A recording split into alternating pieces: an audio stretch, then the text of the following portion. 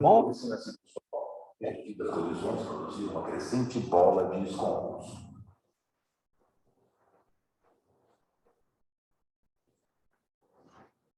Vê aquele asteroide? Não, não esse. Aquele ali. Nós existimos porque a gravidade daquele ali o empurrou 2 centímetros para a esquerda.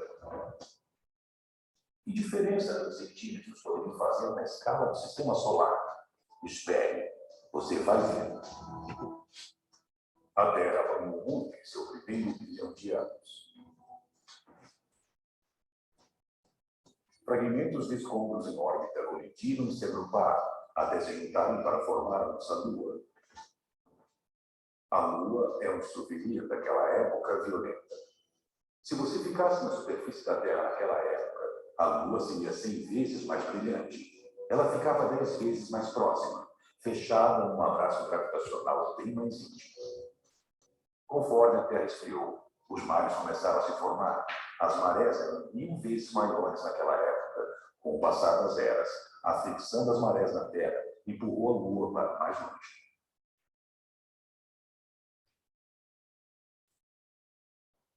A vida começou em um ponto aqui, em 21 de setembro, há 3 bilhões e meio de anos em nosso pequeno mundo.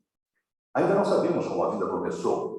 Até onde sabemos, pode ter vindo de outra parte da Via Láctea. A origem da vida é um dos maiores mistérios não solucionados pela ciência. É a vida cozinhando, desenvolvendo todas as receitas bioquímicas para suas atividades incrivelmente complexas. Em 9 de novembro, a vida... Aqui ele fala uma coisa muito interessante. É a vida cozinhando, desenvolvendo todas as suas receitas bioquímicas. Desenvolvendo. Por que ela está fazendo isso?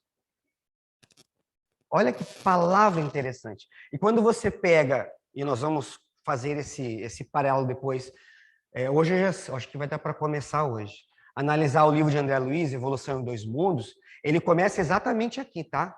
Ele começa analisando nesse período aí, ele vai falar de uma geleia cósmica que envolvia uma geleia cósmica e que os mares eram muito mornos e desses mares, dessa geleia, nasce a vida.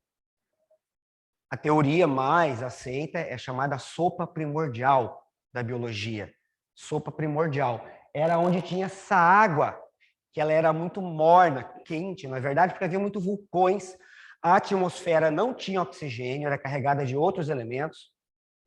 Não tinha oxigênio nessa época, muito pouco.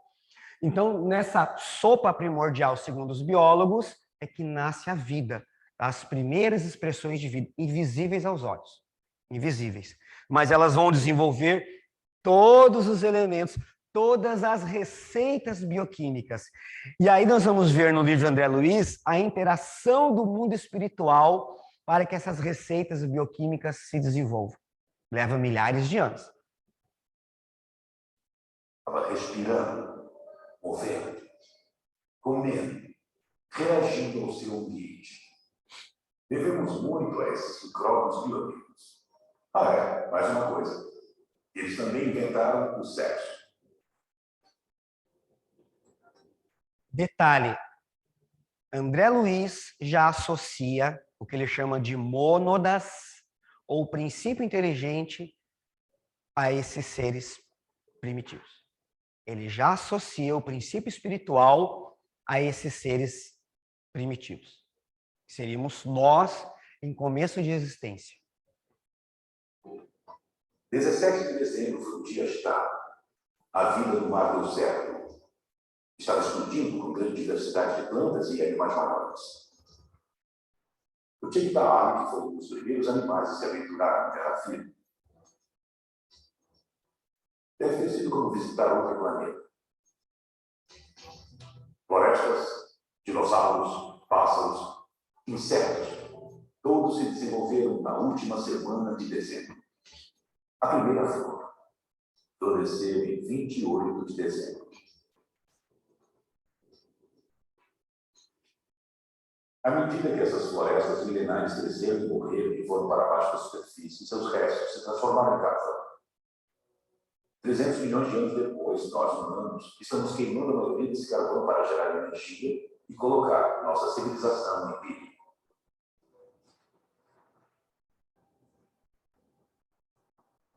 Lembra daquele asteroide que mostrei na formação do Sistema Solar? Aquele que foi empurrado 2 centímetros para a esquerda? Bom, lá vem ele. São 6h24 da manhã do dia 30 de dezembro do calendário cósmico.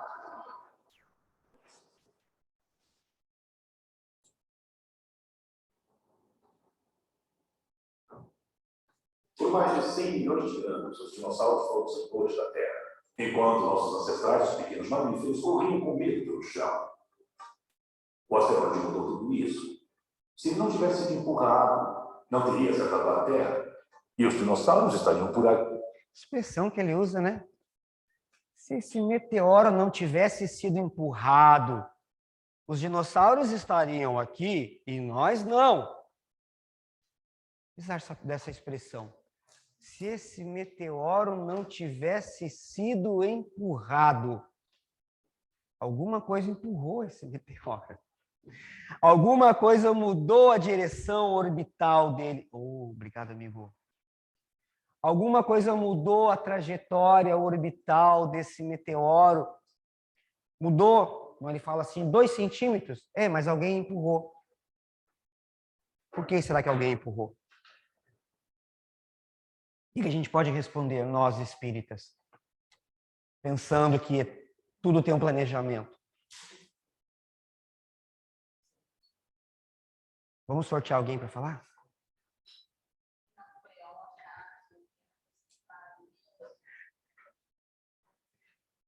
Claro. Exatamente. Então, nós temos essa liberdade de raciocínio, de poder somar ações espirituais no que nós estamos estudando.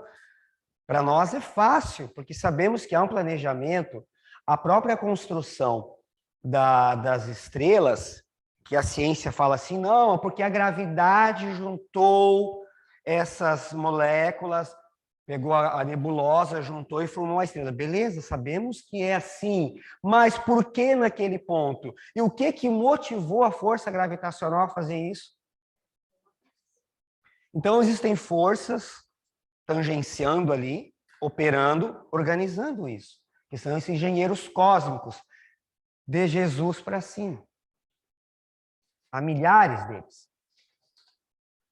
É muito emocionante ler lá na obra,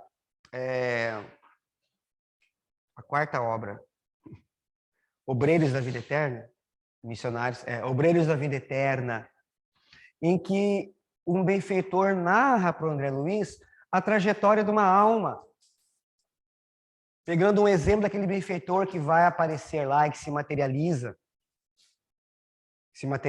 Olha só, o espírito se materializou. Teve que se materializar para ser visto. Porque as dimensões da matéria vão se depurando, a ponto de que um espírito já depurou tanto o seu perispírito, que para um outro espírito ver, ele precisa se materializar. Ficar na mesma densidade vibratória. Então ele faz isso, e aí ele aproveita aquele gancho e narra a trajetória da alma, dizendo que Asclépios, lembrei o nome dele, Asclépios, deseja agora fazer parte dos grupos que coordenam o sistema solar. Olha só, ele quer fazer parte do grupo dos espíritos que coordenam o sistema solar. E depois ele vai querer fazer parte dos espíritos que coordenam a constelação de Hércules, da qual está inclusa a Terra, várias estrelas, vários planetas. E a Terra está incluída nessa constelação, segundo a narrativa do Asclépios. E depois, ele vai querer fazer parte dos espíritos que coordenam a galáxia. Olha só. Então, são eles. Exatamente. Exatamente. Isso nos leva a muitas reflexões. Primeiro, não existe um teto para a gente evoluir. Depende da gente. Tudo depende de nós. E a partir desse momento agora, desse instante que nós estamos com uma consciência mais ampla, fica muito mais significativo isso. É muito difícil você falar isso para alguém que está num estado de consciência de sono, que não despertou ainda. É aquela consciência que ele pensa do estômago para baixo, como diz um filósofo russo. Pensa do estômago para baixo. Daqui a pouco eu lembro o nome dele. Se alguém lembrar, pode citar aí. Tá? Eu gosto muito desse filósofo e psicólogo. Tem pessoas que pensam do estômago para baixo. E ele fala que tem pessoas que pensam do estômago para cima. Qual a diferença? Quem pensa do estômago para cima, ele está na Terra e vai fazer a mesma coisa que todo mundo. Ele vai comer, ele vai fazer sexo, ele vai ter os desejos dele como todo mundo. Só que ele tem momentos em que ele está voltado para algo maior. A inteligência quer algo maior, a consciência quer algo maior. Ele busca algo a mais do que aquele que não despertou ainda.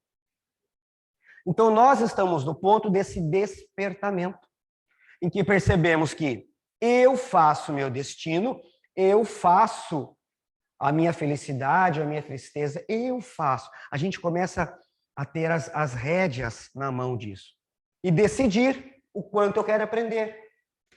Isso é o melhor ponto da alma para nós.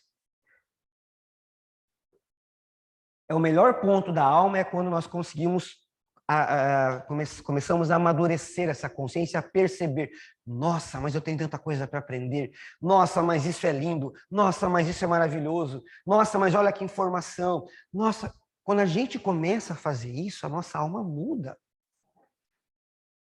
A nossa alma muda. Começamos a nos aproximar e a entender almas como Jesus.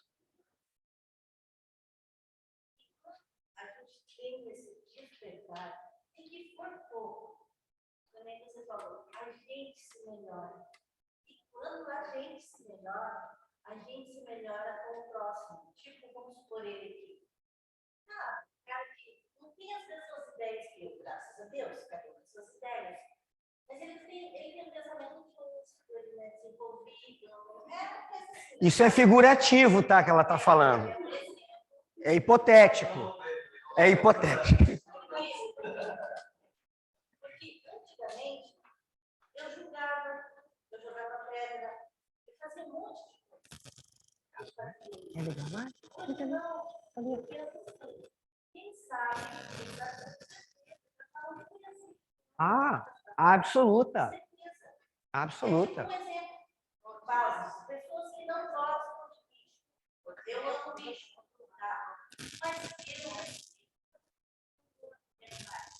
eu não posso aceitar ela nova para você, dar veneno, chutar, etc. É a mesma coisa com essas pessoas que estão daridas com droga, que se prejudicam assim com droga, e um dia, obviamente, vão ter as consequências disso, né? Mas eu não jogo mais pedra. Eu tenho compaixão. Eu vejo umas coisas assim, é muito bom. Eu já tenho outros pensamentos. Eu agradeço por Deus, super bom ter esses pensamentos. E com esses pensamentos que a gente vai gerando, de bondade, de caridade, a gente melhora. E como a gente melhora? Na nossa consciência e no nosso coração.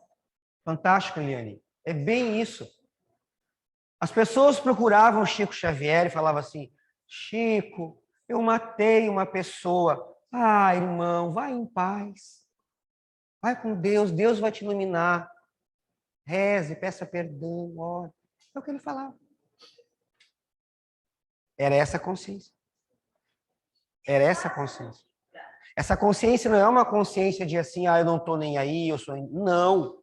É uma consciência de um controle muito grande, de uma percepção maior. Porque não serei eu que vou te julgar. A vida tem leis para isso. Eu só posso julgar a mim mesmo. Eu só posso observar o que eu estou fazendo da minha consciência. Posso apontar um caminho, dar uma dica, mas a marcha, quem estava aqui ontem, lembrei agora, quem estava na palestra, aquela que eu citei, a Boa Nova lá de Humberto de Campos, a marcha evolutiva, ela é individual. Ela é solitária. Ela é única. Eu posso caminhar com pessoas do meu lado, que pensam comigo, que me ajudam, que me apoiam, mas a marcha evolutiva, ela é individual. Eu traço o meu caminho e eu colho as coisas que eu planto. A todo instante a gente cai, se esfola o joelho, levanta de novo, caminha mais um pouco e vai aprendendo com isso. Mas a marcha, ela é única. E esse despertar é o grande lance da vida. Esse despertar é o que muda, começa a mudar. A gente quebra um ciclo de repetições de reencarnação. Esse despertar, ele quebra um ciclo. É o que os indianos chamam, se eu não me falha a memória, a roda de Sansara, se não me engano. Faz horas que eu não leio sobre isso, mas se eu não me engano, me veio à tona que é uma metáfora que lembra bem isso, né? Roda de Sansara. Você repetir, a gente quebra o ciclo e começa a fazer diferente. Vou voltar aqui no nosso amigo Tyson. Mas nós não. Nós não. Esse é um bom exemplo da extrema contingência da natureza aleatória da existência. O universo já tem mais de 13 milhões e meio de anos. Ainda não há sinal dos humanos. No vasto oceano do tempo que esse calendário representa, nós, os humanos, só evoluímos na última hora do último dia do ano cósmico. Lembrando que os humanos, há 13,5 bilhões de anos, ainda não existem aqui. Certo? Não existiam aqui. Nós temos sistemas mais velhos que os nossos, confirmados pelos espíritos. Por exemplo, o sistema de Capela. A estrela Capela tem um planeta que é mais antigo que o nosso. E a estrela de Capela é mais antiga que a nossa. Tanto é que, se você observar daqui da Terra mesmo, você vai ver que ela é meio avermelhada. Ela já está no sistema de tornar-se uma estrela vermelha, como o Sol um dia se tornará. Então, é um sistema bem mais velho do que o nosso. Tá? É a segunda estrela abaixo do Cruzeiro do Sul. Ela é mais avermelhada. Você olhava assim, é aquela lá. Aquela é Capela. Ah, não, desculpa, aquela não é Capela. Aquela é Alfa Centauro.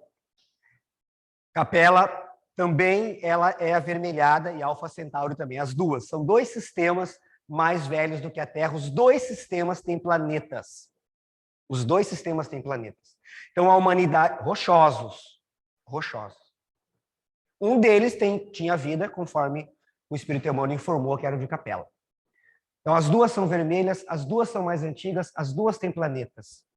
E uma confirmada, a outra possivelmente vida mais antiga que a nossa. Certo, pessoal? Não confundir? Tá bom.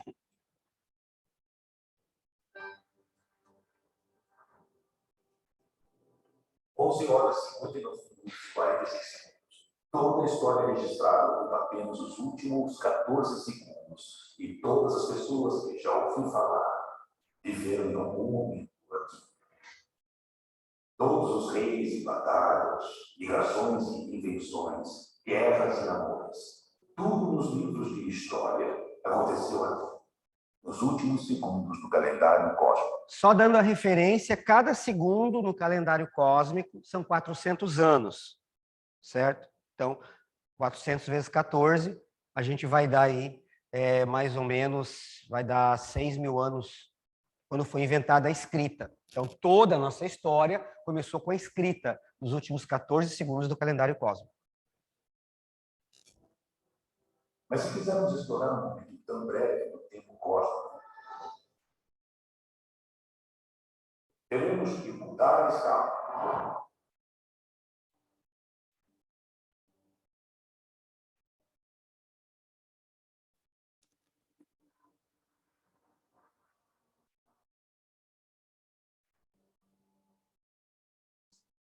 Somos recém-chegados ao cosmos.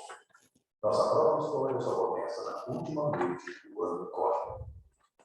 São 9h45 da véspera de Ano Novo. Há 3 milhões e meio de anos, nossos ancestrais, os seus e os meus, deixaram essas pegadas.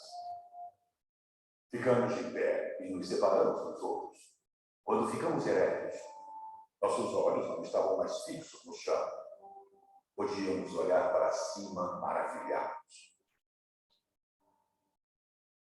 Durante a maior parte da existência humana, digamos as últimas 40.000 gerações, fomos andarilhos, vivendo em pequenos grupos de caçadores e coletores, fazendo ferramentas, controlando fogo, dando nome às coisas. Tudo isso na última hora do calendário cósmico.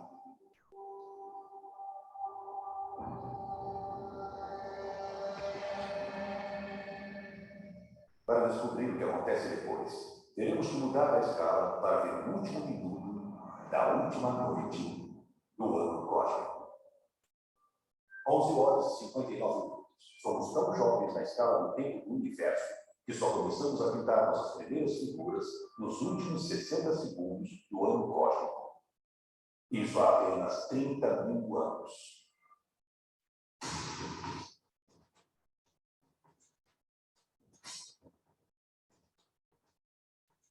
Foi quando inventamos a astronomia. Na verdade, descendemos de astrônomos. Para fazer uma correlação também, é mais ou menos nessa época que os exilados de Capela começam a chegar na Terra. Quem leu é A Caminho da Luz, mas já estudou também em outro momento, vai lembrar que os exilados de Capela são espíritos que vieram do sistema de Capela na transformação do planeta, na transição planetária do planeta, aqueles que não estavam mais dispostos ao bem eram separados e enviados para cá. Né? Certo? Vamos dizer assim, né? Como está acontecendo com a Terra agora. Então, eles vieram para cá mais ou menos nessa época. E foi muito importante a vinda deles, porque eles mudaram o nosso DNA. Comentamos aqui alguma coisa semana passada. Eles mudaram o nosso DNA, melhoraram o nosso aspecto biológico e trouxeram conhecimento, trouxeram informações. Por isso que nós temos, a partir dessa data, revoluções agrícolas, nós temos civilizações que despontam em todas as partes do planeta. Vamos citar uma bem conhecida, né, apaixonante, que é a civilização egípcia, por exemplo.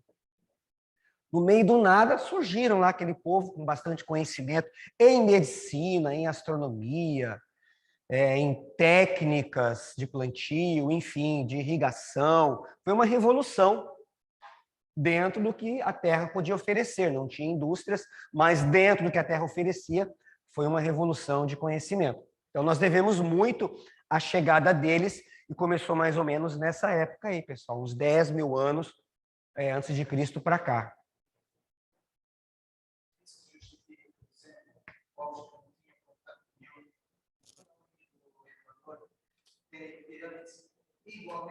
Sim. Uhum. E como diz isso, já não eram mais e que são todas conectadas com o cinturão da aranha e lá todas as formas de captura vão vir essa conexão com o comércio e todas as coisas na mesma altura com os mesmos detalhes. Exatamente. É uma herança de engenharia que eles traziam e não havia recursos. Imagine você no meio da selva, só pedra e paus. Só que você tem inteligência.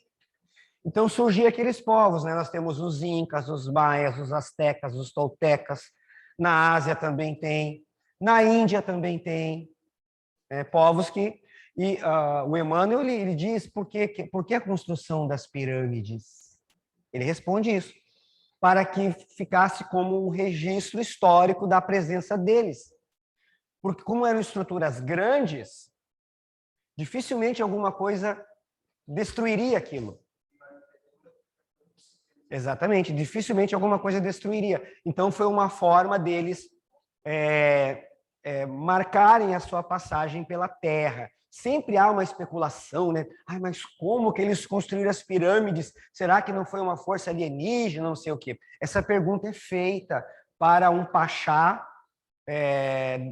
do Egito, certo? um pachá do Egito, que está na Revista Espírita. E ele responde várias questões a Allan Kardec, inclusive da construção das pirâmides. E a resposta é bem simples. Mão de obra humana. Ponto. Tá? Mão de obra humana. É a resposta que o Pachá dá.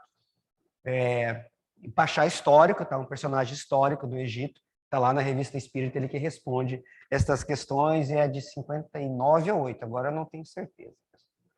Mas é uma dessas duas aí. Continuando aqui. Nossa sobrevivência dependia de saber como ver as estrelas para prever a chegada do inverno e a migração das manadas selvagens. E então, há cerca de 10.000 anos, começou uma revolução na forma em que vivíamos. Nossos ancestrais aprenderam a mudar seu ambiente, domesticando plantas e animais selvagens, cultivando a terra e se fixando. Isso mudou tudo. Pela primeira vez na história, tínhamos mais coisas do que podíamos carregar. Precisávamos de uma forma de registrá-las. Faltando 14 segundos para meia-noite, ou há cerca de 6.000 anos, inventamos a escrita. E logo em seguida, começamos a registrar mais quantidades de gramas. A escrita nos permitiu registrar nossos pensamentos e mandá-los muito adiante no espaço e tempo.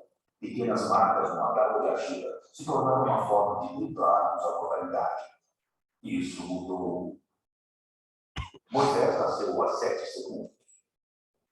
Buda, há 6 segundos. Jesus, há 5 segundos. Maomé, há 3 segundos. Não faz 5 segundos para o bem e para o mal. As duas metades da Terra se descobriram. E foi apenas no último segundo que começamos a usar a ciência para revelar os segredos da natureza e suas leis. O método científico é tão poderoso que, em apenas 4 séculos, nos levou da primeira visita que usamos um telescópio para ver outro mundo, até deixarmos as pegadas na Lua. Ele nos permitiu olhar através do espaço e tempo para descobrir onde e quando estamos no cosmos. Legal. Lembrando que o último personagem que ele cita aí, Galileu, tem extensas mensagens no livro A Gênese, falando da formação do universo, das estrelas, dos planetas, certo? Então, é uma leitura obrigatória para os espíritas, porque é um personagem da nossa história, da física, muito importante, Galileu Galilei. E está aí, se comunicando através do espiritismo, falando de tudo que a gente está abordando aqui. Muito bem. O tempo é relativo, né? Então, Jesus nasceu há 5 segundos. Há 5 segundos, né? É claro que eles estão redimensionando o tempo, mas quando a gente pensa que para os espíritos superiores o tempo passa diferente, eu acho que não fica muito longe disso. A dimensão para eles é outra. O tempo para eles é outro. Imagine se Jesus, olha quanto tempo. Vamos pensar em tempo cronológico nosso. Ele estava lá na formação da Terra. Estava na formação da Terra. Muito bem. Aí ele teve que esperar aproximadamente 4 bilhões e meio de ano para poder vir falar com os humanos. Eu vou esperar aqui, dá 4 bilhões e meio de ano. Daí, lá, por meados lá do ano 4, mais ou menos quando ele nasceu, né? O ano 4 antes de Cristo, eu vou lá e falo com o pessoal. 4 bilhões e meio de anos esperando para falar conosco. Então, o tempo para eles tem uma outra dimensão. Imagine quanto ele aprendeu já nesses 4 bilhões e meio. Se ele já era espírito puro na formação do planeta, e se passar mais 4 bilhões e meio de ano, quantas viagens pelo espaço sideral ele fez, quantas informações novas, quantas missões, quantas atividades. Não dá para colocar isso no nosso computador mental, é muita coisa. Se começamos a pensar.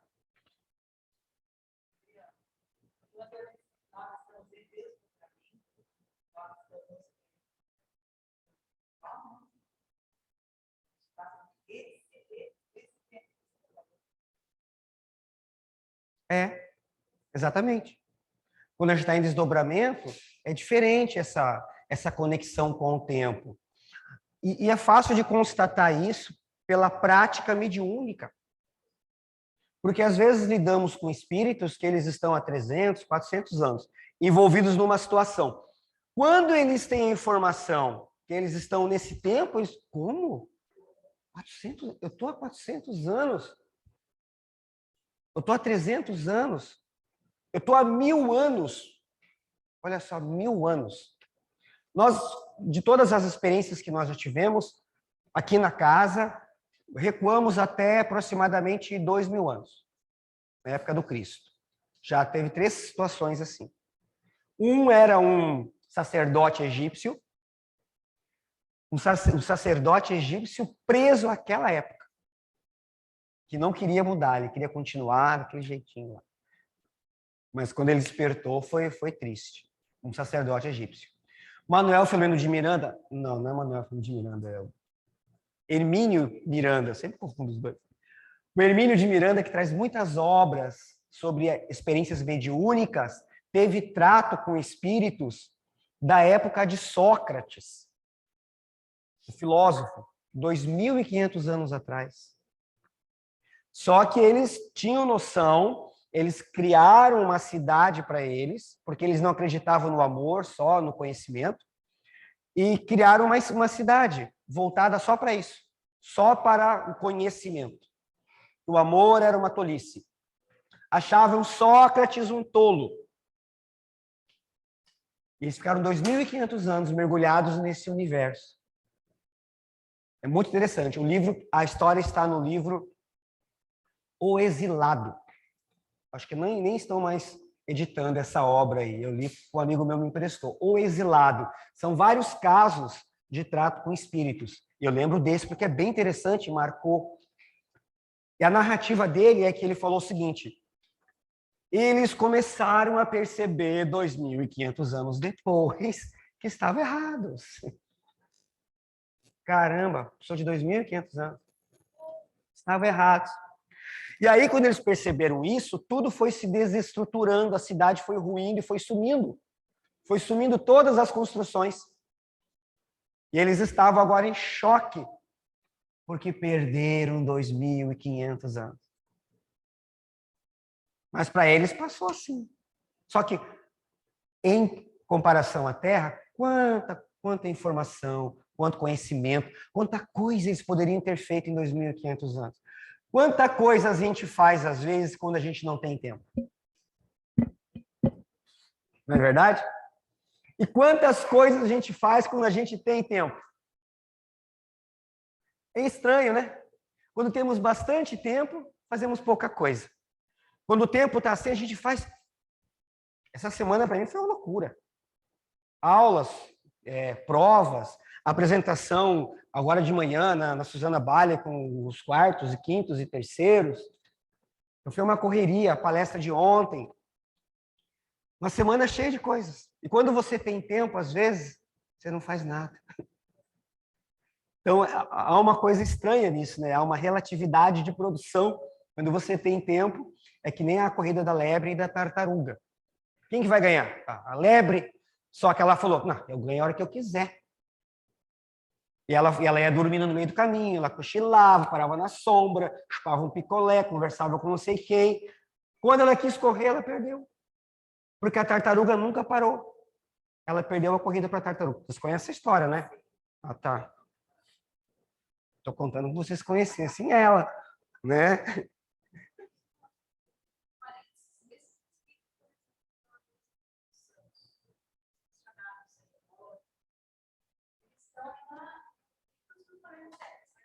Então,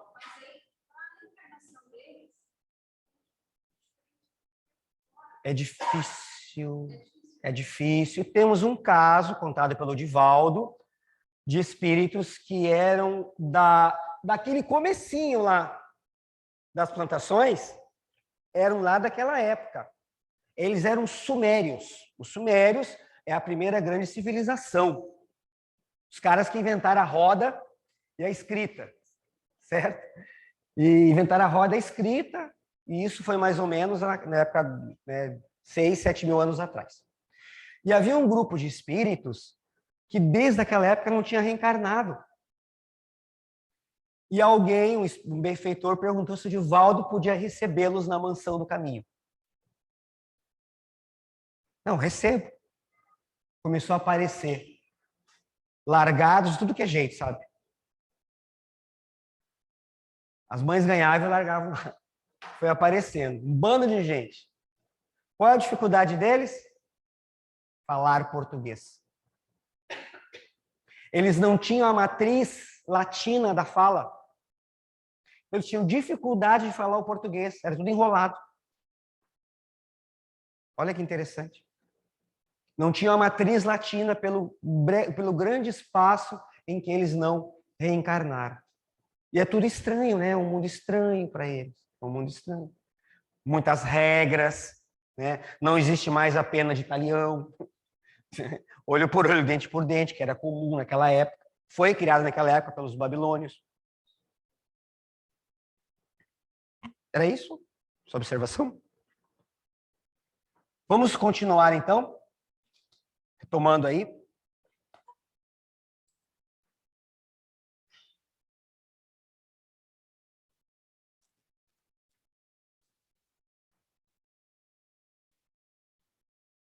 Quarenta e cinco, né?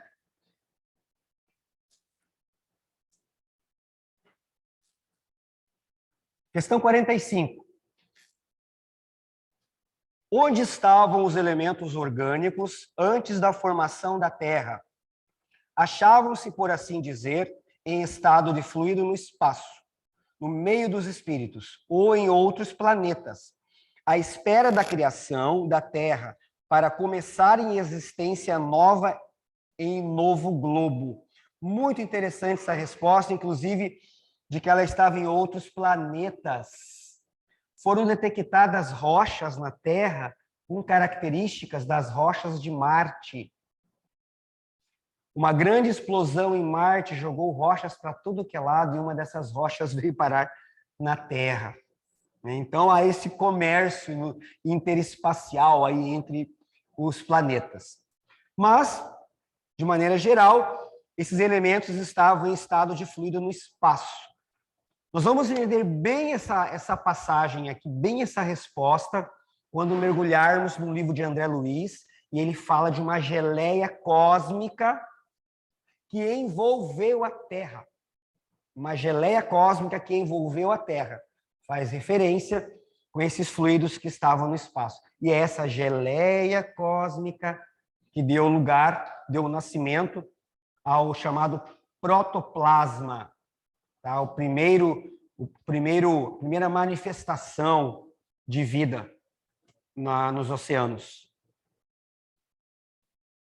46. Ainda há seres que nasçam espontaneamente? Sim, mas o germe primitivo já existia em estado latente.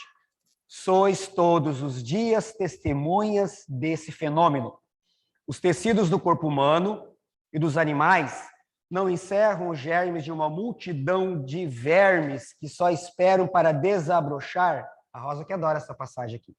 A fermentação pútrida que lhes é necessária à existência?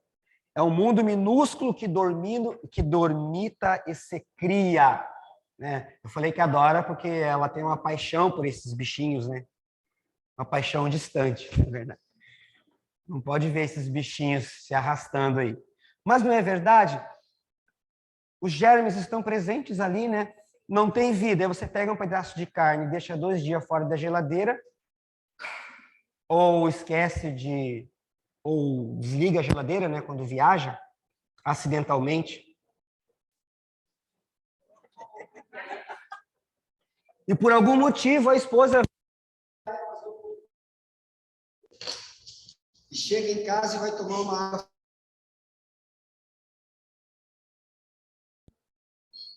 Eu lá da praia eu tive dor de cabeça. Das emanações, sabe, se eu pudesse torcer o teu pescoço. Foi culpa minha, eu desliguei o disjuntor errado, não era para desligar o da geladeira, eu desliguei com carne dentro, viajando. Imagina a situação 2 semanas ou 3 semanas depois. Sim, ela enlouqueceu da filha.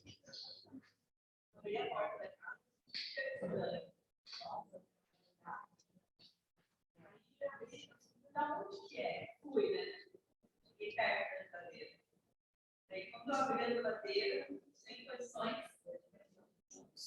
Aí eu só fechei a geladeira e liguei. Ligado. Pra ele. Aí como eu não atendo o celular, que é a minha salvação,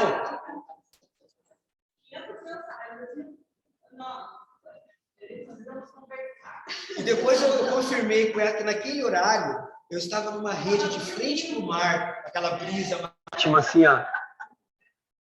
E aí, eu só peguei uma bacia e jogando tudo. E surgiram um monte de moscas de repente, né? Não sei da onde elas apareceram.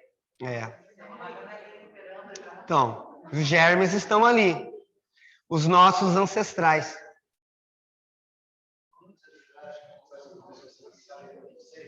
Imagina. Esses lares de mosca são os seres mais importantes da nossa natureza, porque eles impedem a propagação de esporos. Claro.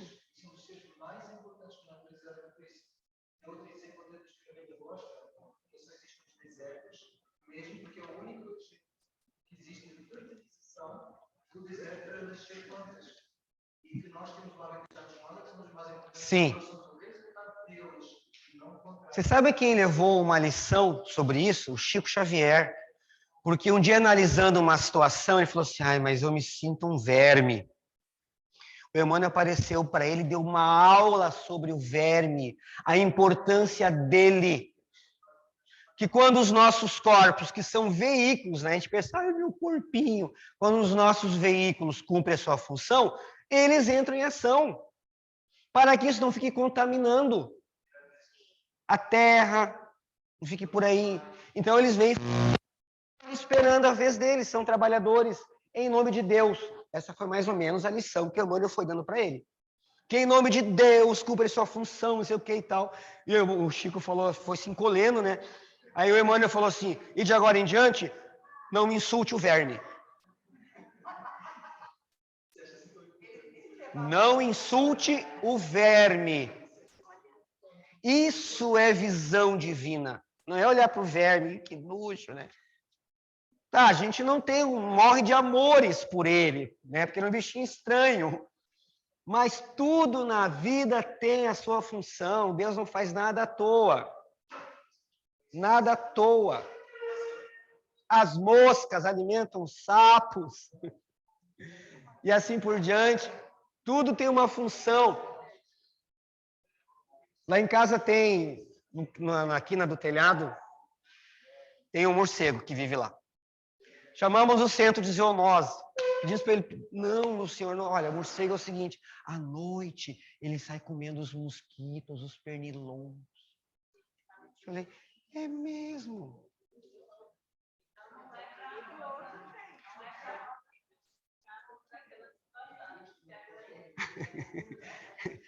Mas na verdade, é que isso aí não era karma, são tormentos voluntários, está lá no Evangelho segundo o Espiritismo. Não estava no roteiro kármico, tá? Foi um tormento voluntário criado por mim. E ela pagou o preço. Legal?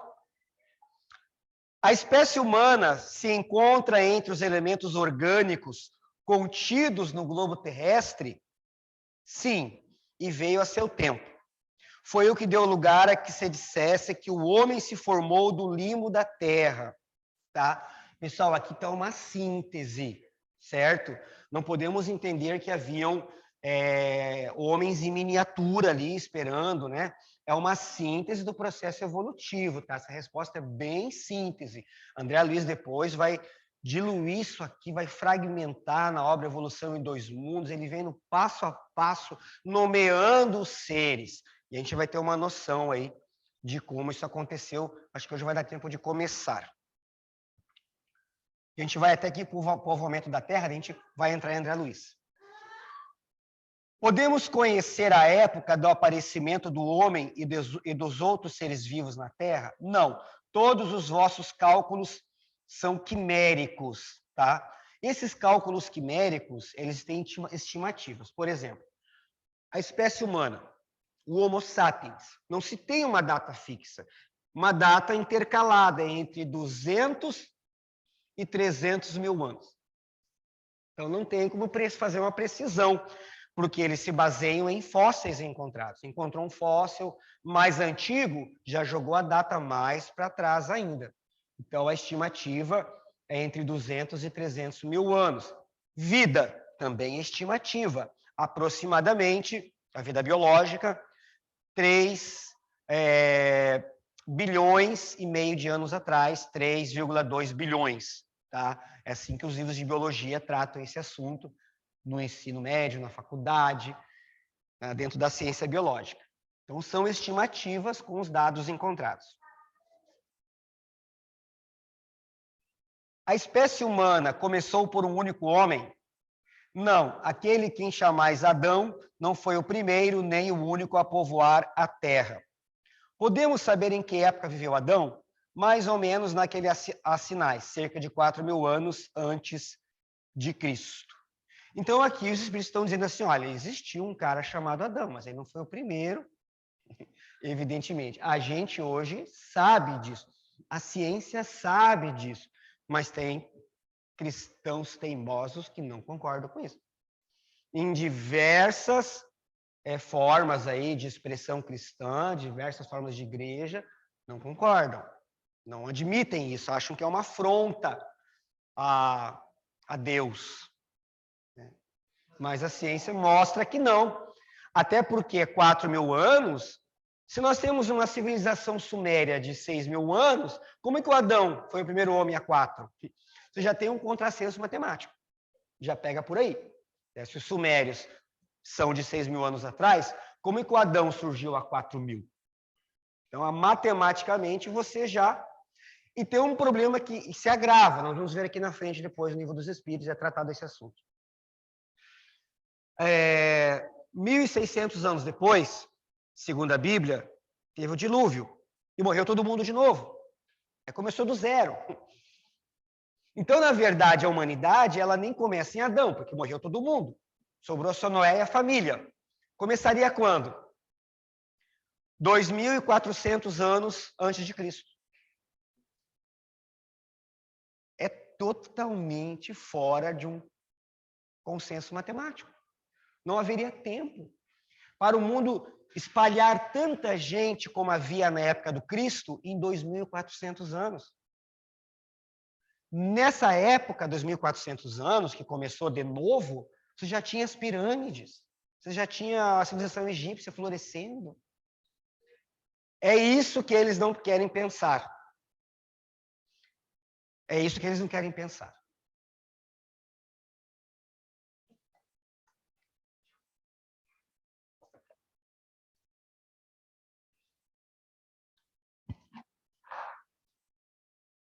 Vamos ler mais uma aqui, que vai bem de encontro àqueles vídeos finais que nós vimos das diversidades das raças. De onde provêm as diferenças físicas e morais que distinguem as raças humanas na Terra? Isso é interessante, pessoal. Nós vivemos uma cultura ainda, parece que não, mas de muito preconceito. Muito preconceito. Não sei, o Rômulo está online? O Rômulo? Tá, então.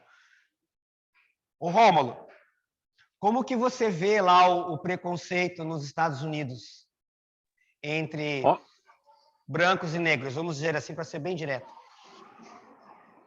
Olha, assim, eu posso falar o que eu senti na pele, né, brevemente, mas no Brasil era considerado branco, e aqui foi, assim, as pessoas te rotulam, né, então ou você é marrom, ou você é mestiço, então, e você sempre vai ser o latino, né, não há forma, mesmo que você tenha olhos azuis e seja loiro ou branco mesmo, o teu sotaque vai acabar te puxando a ser considerado diferente.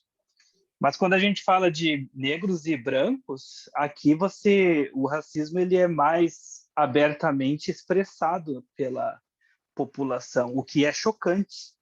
No Brasil a gente tem um racismo, mas ele é um racismo que fica mais escondido, fica mais ali, não é tão assim abertamente aqui, sabe? Você vai ter bairros que são bairros para pessoas que são negras, né? Basicamente, separadas da sociedade. Então é diferente e o racismo é mais presente aqui, principalmente se você for latino ou for que nem eu, né? Que tem uma pele que não é o branco. Então, isso fica... Então, você é visto como diferente, né? Vou repassar isso aqui para eles. Olha só, ele falou, no Brasil eu sou considerado branco. Aqui não. O Rômulo, que tá lá, ele mora lá nos Estados Unidos, né? É Washington? Acho que é Washington que ele mora. O estado é Washington. Estado Washington, né? O estado é Washington. Isso, exatamente. E ele tá lá, ele falou assim, ó, aqui no Brasil eu sou considerado branco. Lá eu sou latino, marrom. E falou assim, não importa se você tem olhos azuis. Lá eu sou, aqui não, vou pegar o nome dele, né? Falar na primeira pessoa, aqui eu sou considerado um latino, de pele marrom. E ele falou assim, eu percebi o preconceito aqui, falando de brancos e negros, muito declarado, diferente do Brasil, onde tem, mas não é tão declarado. Palavras dele, que está lá vivendo o dia a dia da situação. A gente sabe, acompanha pelas notícias, né? Mas é interessante de quem está lá e traz essa informação, vivendo, né, no dia a dia. Racismo muito declarado. E pessoal. Principalmente o sul dos Estados Unidos é muito declarado. A rixa entre brancos e negros é muito forte, porque há lugares ainda lá que só frequentam negros e lugares que só frequentam brancos. Hoje ainda.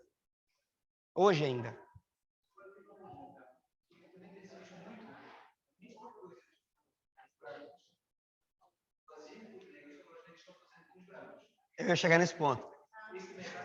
Exatamente. Mas aí que está. A questão não é a cor da pele, é a alma.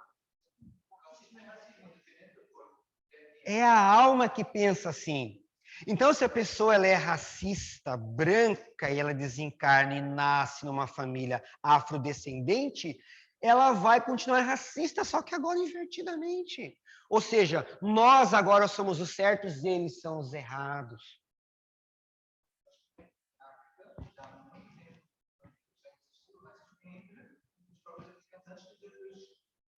Porque é da alma.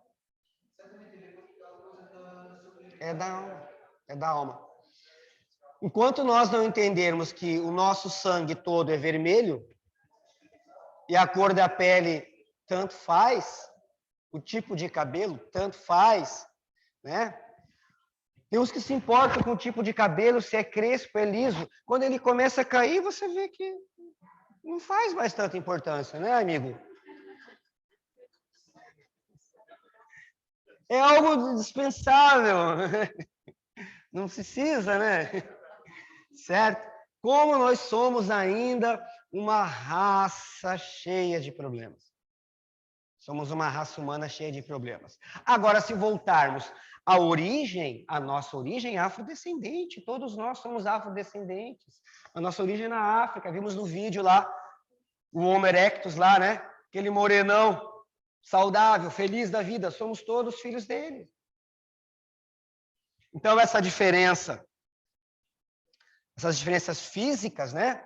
Daqui, ó, do clima, da vida e dos costumes. São certeiros os espíritos. A diversidade é do clima. Vimos aqui aqueles vídeos. Cheguei até a mostrar o Neandertal, ou só o Erectus? Do Neandertal, não. Do Neandertal é legal, porque mostra já uma outra forma. E o Neandertal veio do Erectus. Só que o Neandertal ele já era baixinho, entroncado, e a pele clara. Tipo os crudes, igualzinho, aquele desenho dos crudes. Por que isso? Clima. Eram os povos da Europa, a era glacial tomou conta, lá era muito frio. Então o corpo foi se adaptando, ficando mais entroncado e menor para reter mais caloria. As narinas abrindo para respirar mais e fazer com que o corpo não transpirasse para não dar pneumonia. Olha a adaptação do corpo.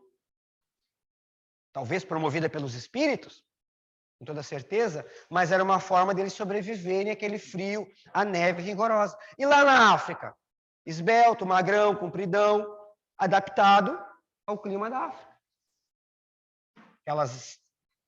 Que a vegetação seca, o sol, a aridez, enfim, o clima modificando a nossa estrutura, a nossa aparência.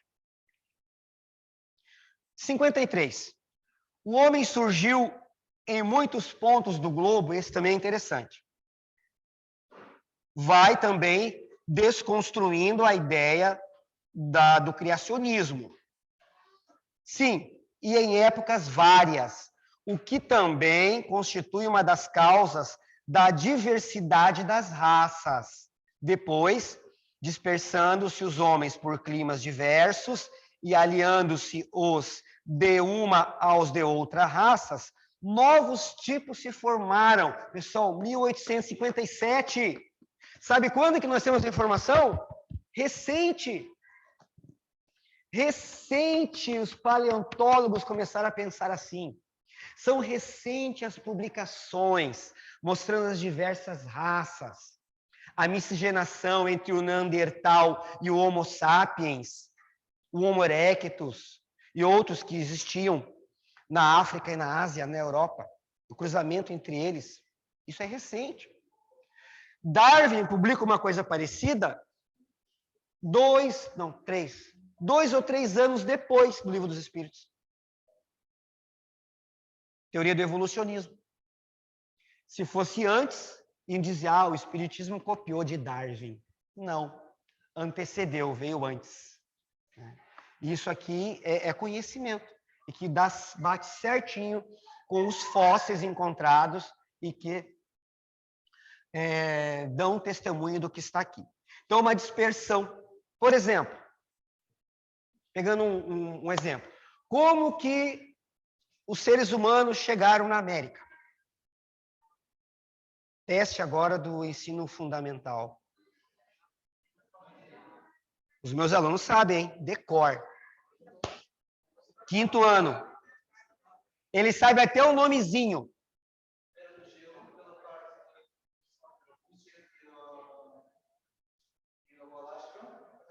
Isso. Estreito de Bering.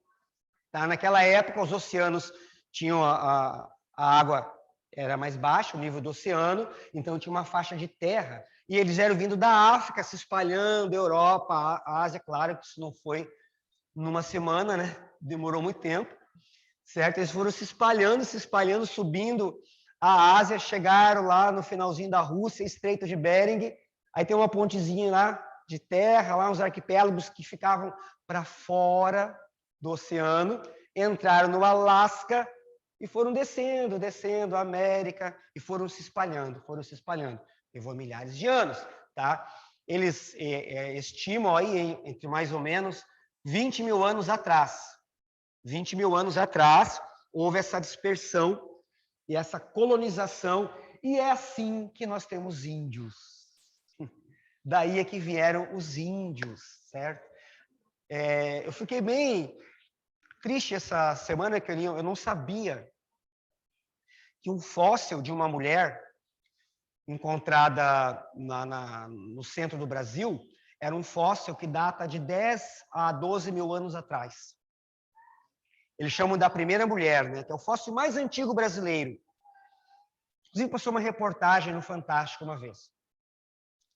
E esse fóssil foi queimado lá naquele museu que pegou fogo. A Luzia, quem falou aí? Luzia, é o nome dela, Luzia, isso. Vocês estão de máscara, não sei quem fala. Luzia, né? E foi um achado arqueológico muito importante para o mundo. Se destruiu lá no museu que estava abandonado, né? Tinha tanta coisa importante para cuidar, né? O museu pegou fogo e se destruiu. Então, foi assim que a humanidade chegou na América.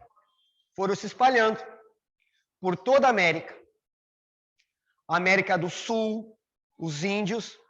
Esses mesmos índios, olha a conexão, gente. Esses mesmos índios que receberam depois por reencarnação espíritos exilados de outros planetas. E vão formar os astecas, os maias, os incas, esses mesmos povos que reencarnaram onde? Nessas tribos primitivas.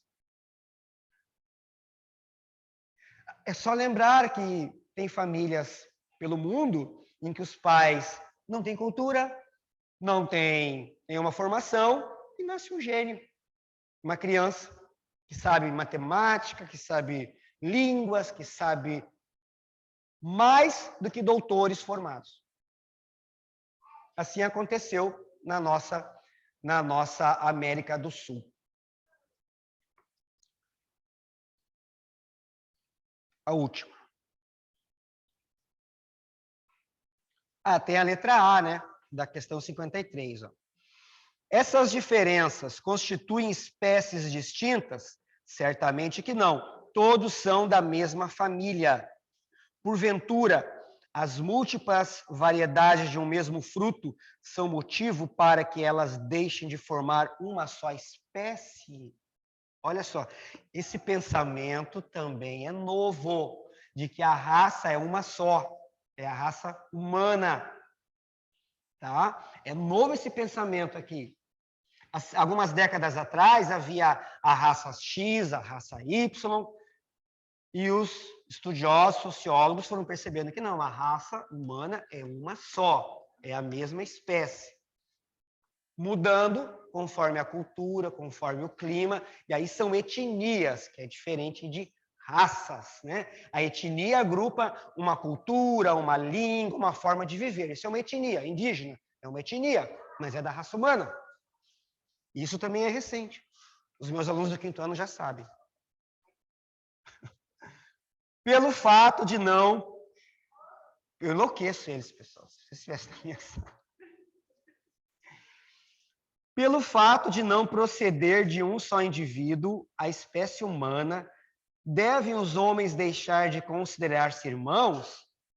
Todos os homens são irmãos em Deus, porque são animados pelo Espírito e tendem para o mesmo fim. Estais sempre inclinados a tomar as palavras na sua significação literal. Aí dá um puxão de orelha a Kardec. Na verdade, para nós, né, nós temos esse hábito de tomar tudo ao pé da letra. Por isso interpretamos a Bíblia daquele modo tão acanhado. Pensem, pessoal. Deus fez o homem do limo da terra. Olha só a metáfora. Estruturas moleculares. Limo da terra, sopa primordial, geleia cósmica, tudo está conectado, tudo quer dizer a mesma coisa. Do limo, um barro, uma água viscosa. Dali veio a nossa estrutura molecular. Demorou milhares de anos para chegar nisso, mas começou ali. E a segunda parte? Esse é o elemento material. Elemento material. Aí vem a outra parte. E soprou nas suas narinas a vida. O vento, para os judeus, representava o espírito. Olha que conexão interessante. Olha que metáfora fantástica. 2 elementos. O elemento material, o limo da terra. O elemento espiritual, o sopro de Deus. O espírito, o princípio inteligente, a individualização, que vai dar vida ao corpo, que vai animar o corpo. Essa metáfora é fantástica. E aí vem agora a parte humana, que gosta de se meter em tudo. E aí Deus percebeu que o homem estava sozinho, solitário. Por que as pessoas gostam de estragar as coisas, né? O cara estava feliz da vida. com os animais, com a natureza. Não tinha DR. Não tinha DR. Discutir relação. Não tinha. Tá, vamos fazer a Eva. Como que ele faz? Adormece Adão, faz uma cirurgia, tira a costela e faz a Eva. Olha o trabalhão. Já começou dando trabalho. Já começou incomodando, Mônica.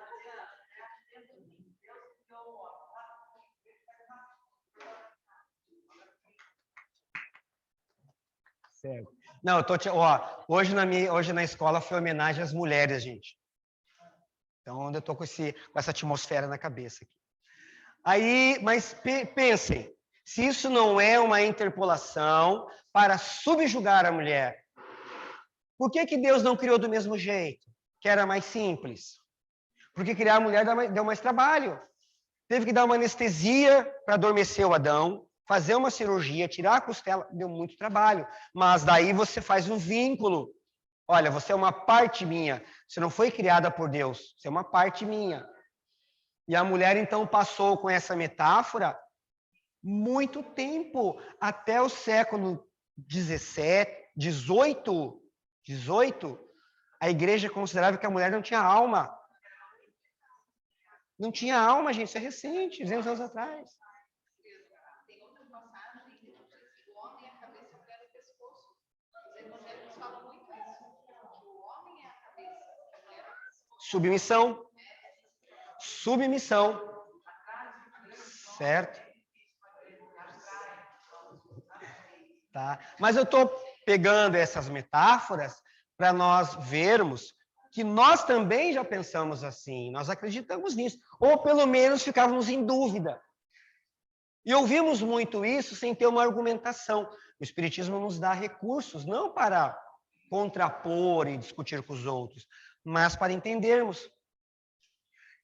E o que é mais interessante, pessoal, quando você pega ali a sequência da Bíblia, quando tem lá a criação de Adão e Eva, naquele momento já é criada uma lei. É criada a lei do casamento. A lei do casamento e a multiplicação, os filhos. Deus diz alguma coisa nesse sentido aí que eu não me recordo bem as palavras, tá? Mas ele está autorizando a Eva a engravidar. Autorizando. Certo? Por que depois, então, virou um castigo? Darás à luz aos filhos com muitas dores, não sei o quê, porque ela comeu a maçã, o sexo era proibido. Por que o sexo era proibido se antes ele havia autorizado? Há um contrassenso também. Se é para falar, vamos analisar aquela página, né? Há um contrassenso. Primeiro ele aprova, depois ele desaprova.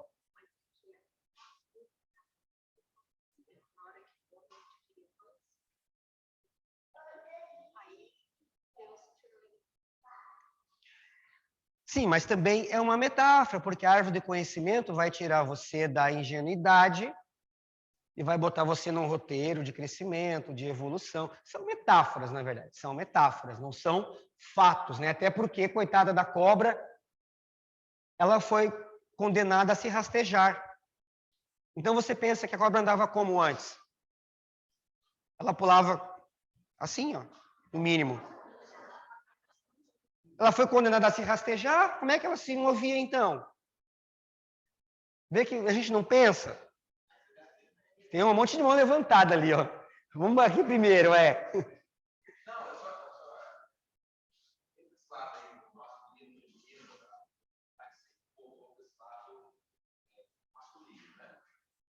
eu lhe pergunto, porque existe aquela fala de que os anjos não têm sexo. Então, segundo ponto, quem disse que Deus é masculino?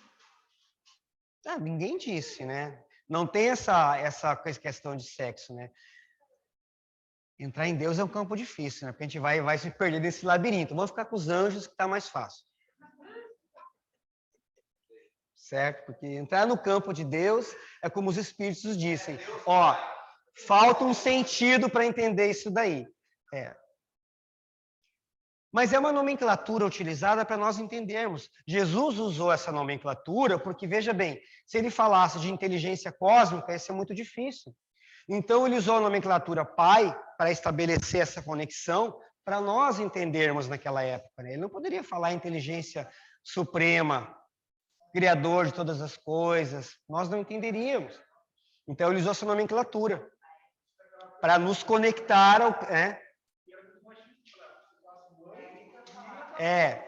Exatamente, tá? Mas pensando aí nos anjos, vou pegar aqui o exemplo que eu dei lá no começo. O Asclépios. Olha o que diz o benfeitor para André Luiz. Se isso não é perturbador.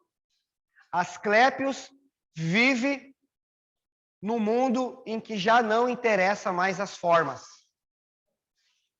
Não interessam as formas. Isso aí já é meio difícil para nós. Vejam que tem informações que a gente até entende, mas não faz sentido para nós, exatamente. Já vive uma vida totalmente espiritual, intelectual. Né? O mundo o lugar onde Asclépios se encontra, Asclépios, já não tem mais utilidade às formas. Ele se materializou e se mostrou corporal na nossa familiaridade para que os outros interagissem com ele. Mas aonde ele estava, o mundo das formas, não fazia mais sentido. Mas é interessante essa pergunta, né? Porque essa coisa de sexo, a separação de sexos existe para nós aqui, humanos, seres orgânicos. Seres orgânicos. Essa separação. Tanto é que desencarnamos. Vai lá. Vamos colocar na matemática. Tá? Menos 10, vamos dizer que é 100% feminino, mais 10, 100% masculino, e tem um zero aqui, um e o outro. Espiritualmente falando, na sua essência, vamos supor que ela está voltada mais para o 8, é 8 positivo, né? Falar que você encarna com o corpo de uma mulher. Aí onde que entra? E aí não tem como, né? Você é mulher ou você é homem. Fisicamente. Tá? Mas sua essência, ela não é assim definida, macho e fêmea, não é assim. Sim. A essência é diferente. Aí onde que explica, homossexualismo e tal, etc. E aí você vem com uma determinada missão aqui, nesse contexto. Você tem uma essência feminina, mas você vai estar como homem fisicamente. Exato. Isso é uma questão bem polêmica, é bem abrangente. A gente precisaria de uma aula só para a gente abordar tudo isso, né? Porque a melhor forma de entender são pegar exemplos, mas sendo alguns rápidos. A questão de uma orientação sexual e a minha morfologia estar em conexão depende muito do meu estado evolutivo. Certo? Quanto mais evoluído, equilibrado eu sou, eu venho para a Terra, eu viverei bem como mulher ou viverei bem como homem. Não terei essa confusão. Mas eu queria ser isso, eu queria ser aquilo. Essa confusão que existe, eu respeito, não estou sendo preconceituoso. Mas existe uma certa confusão entre a polaridade que você é e o corpo que você tem por conta do estágio evolutivo. Isso é ponto, são os espíritos que dizem. Certo? Então, esse equilíbrio entre o que eu sou e a minha psicologia feminina ou mais masculina depende muito do estágio evolutivo. Agora, você encontra pessoas que são homens, uma psicologia muito feminina e que vive bem a sua sexualidade. E o inverso também se dá. Nós temos vários casos. Chico Xavier, reencarnações finais, foi mulher, viveu bem como homem, não teve problemas. Joana d'Arc foi um homem, viveu bem no seu corpo feminino, mas ela tinha toda aquela estrutura porque ela precisava daquela energia masculina para cumprir a sua missão. E está cheio de casos por aí. Então, essa confusão que nós temos com respeito à orientação sexual de todos, porque eu sei que está sendo gravado, ela tem a ver com o nosso processo evolutivo. Nós nunca podemos esquecer que somos espíritos imortais. Ponto. Outra coisa. Meu planejamento reencarnatório definiu qual seria o meu sexo. Eu vim para a Terra sabendo que eu era homem. A Vera veio para a Terra sabendo que era mulher. Sabíamos de antemão. Então, a mudança, mas eu não queria, é uma escolha nossa. E para fechar esse assunto, que ele é bem complexo, e acabou a nossa hora, eu gosto muito do que o Divaldo Franco falou. É uma experiência evolutiva. Ponto. A orientação sexual ou pela homossexualidade, enfim, seja os nomes que você queira usar, é uma experiência evolutiva. Faz parte do livre-arbítrio do ser humano e tem que ser respeitado.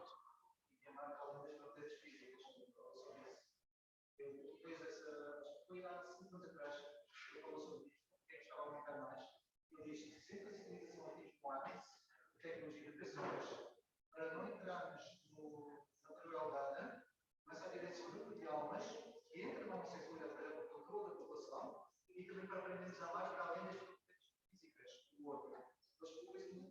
Tudo sempre é um aprendizado para todos nós. Sempre é um aprendizado para todos nós. Pessoal, ó, só para fechar esse parênteses, tá? Esse assunto ele é muito interessante. Não dá para a gente ter uma visão tão rapidamente, certo? Poderíamos até voltar em outro momento nele para nós termos uma visão bem construída sobre essa questão da morfologia e da orientação sexual e como a gente entender tudo isso sem magoar e ferir os sentimentos de ninguém.